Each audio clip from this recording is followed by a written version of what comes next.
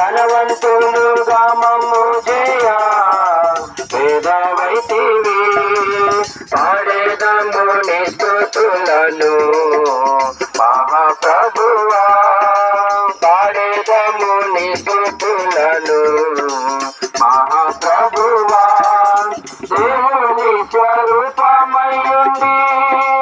ఎంచలేదు సమానుడని దేవుని స్వరూపమయుండి